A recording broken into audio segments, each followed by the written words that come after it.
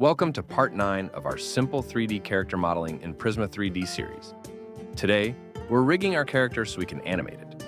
We'll look at both auto rigging and custom rigging inside Prisma 3D 3.0. Let's jump straight in. First, tap on your character to select it, tap on rigging. You'll see two options pop up, auto rig and custom rig. We'll start with auto rig, which is super handy for beginners or quick setups. Once you select it, some joint points will appear on your screen. Here's what you need to do.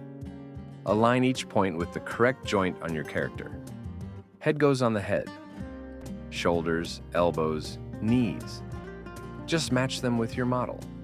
You can use the symmetry feature if your model is mirrored. It'll place the opposite joints automatically. Or you can add each joint manually if your model isn't symmetrical. Once everything's placed right, tap Apply. Prisma will build a skeleton for your character and attach it. Now, let's talk about custom rigging. This gives you full control over every bone. Choose Custom Rig and start adding bones manually. Tap where you want to place a joint on the model. Start from the hip or spine and work your way out, like spine greater than chest, greater than neck, greater than head. Then add arms and legs. Each time you place a joint, it'll connect to the previous one, kind of like drawing a stick figure on your mesh.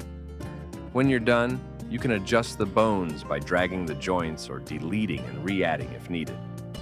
This method is great if you want a custom bone structure for stylized characters, animals, or anything unique. Once you're done with either method, go back and add an animation using the plus icon. An animation menu will open, have some inbuilt animations to choose. Like walk, cycle, and jogging, select any, and it will be added to your model. If you want, you can make your own animation. If you want more complex or realistic animations, export your model from Prisma 3D as an .obj file. Head over to mixamo.com, upload your model, and apply animations there. You can then download the animated model and import it back into Prisma 3D. We'll cover Mixamo in detail in future tutorials. After rigging, make sure to test out how your rig bends and moves. Make sure everything's smooth. If something's off, just go back and adjust the joints. And that's it for part 9. You've officially rigged your character in Prisma 3D. Thanks for watching. Don't forget to hit that subscribe, drop a like, and I'll see you in the comments section.